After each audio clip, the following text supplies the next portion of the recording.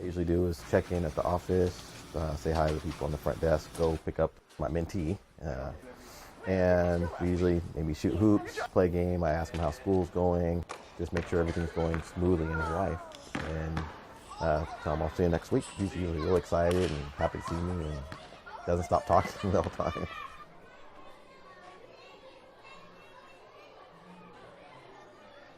Oh, when I met Bob, I was like, who is this old dude?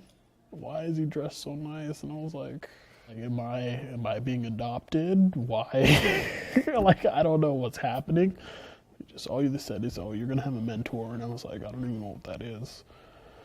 And then there's this 6'2" tall white guy just, hi, I'm Bob. I'm like, okay.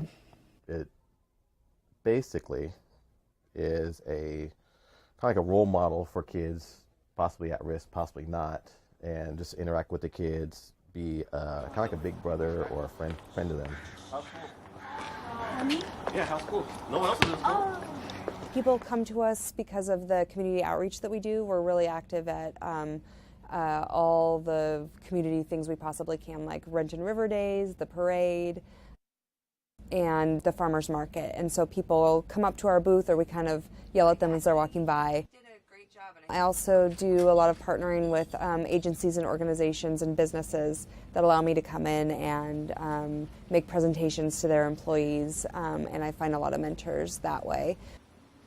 We have the mentors fill out a kind of personality survey, and then we ask them what kind of school they'd like to go to, if they want to be elementary school, middle school, or high school. And I coordinate with my liaisons who are at those sites and say, hey, I've got this mentor, this is their interest, this is the kind of student they're interested in working with, and they're like, great, I have this 5th grader. So the mentor gets connected. They meet once a week. And as that child moves up in grades and to the next level of schooling, the mentor goes with them. We work with families that go through domestic violence, homeless students and their families, a lot of basic support. Some of the students that have received mentors have been ones that they've witnessed their parent die. They have a parent that's incarcerated. Perhaps they are being raised by their father and there's no female figure, or they're being raised by their mother and there's no father in the picture, there's no male influence. What really shocked me is to know how many parents have drug problems. Many of these children are going home and raising themselves. When they come to school, the school is their safe place. The school is where they know they're going to have food in their tummies.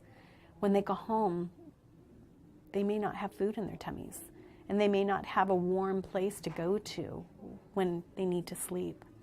So coming to school is a place of safety, but the learning is difficult, because can you have a desire to learn when you're just trying to survive?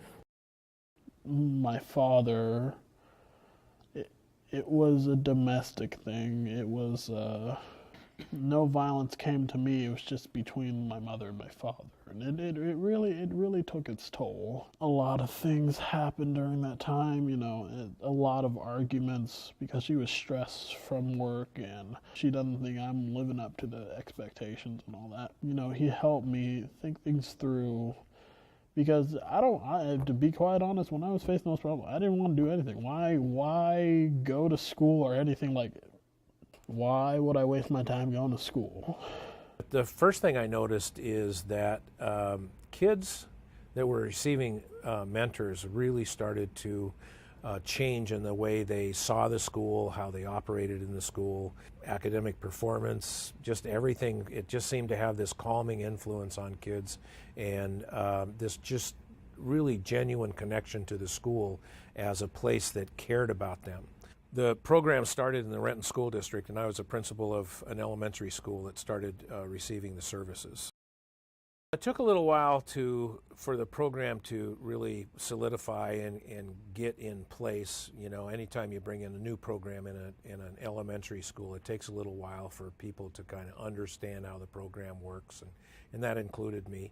Originally, because we had what we now call a site coordinator there, making sure there was space, materials, that sort of thing. And then we just opened our doors and provided as much flexibility as we could, and it tended to work itself out.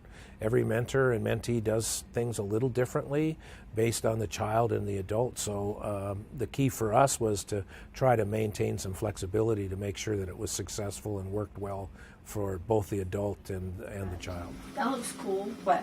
The little, This? Look at that. oh yeah. I have a pin just for you. So the mentors come for 1 hour a week throughout the school year. And it's always, it's fun to watch it unfold because the mentors sign up because they want to help a life. They want to save a child's life. They want to enrich it. They want to be that role model that the child does not have. And as in the beginning they start to meet and the relationship is kind of tepid, and then as it mounts and grows and they become familiar with each other, the mentor gets more out of the program, it almost seems, than the child, than the student. I think it just gives me a feeling of not only accomplishment but being tied with the community. You know, it just so happens I went to the school when I was a kid, so being able to come back and deal with the kids and the teachers and seeing the positive outcome with the kids is great for me. I'm starting to think more about changing others' lives.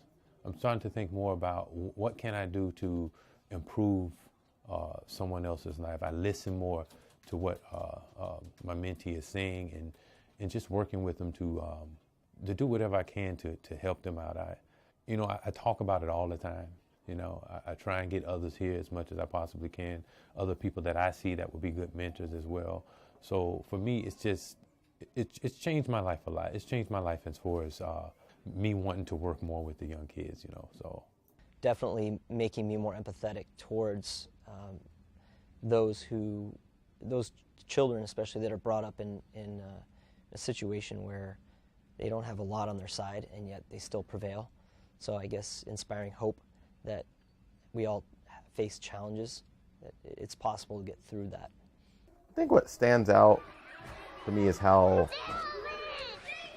much you've actually made an impact on that kid. You have much bigger impact than you really think you do on these kids.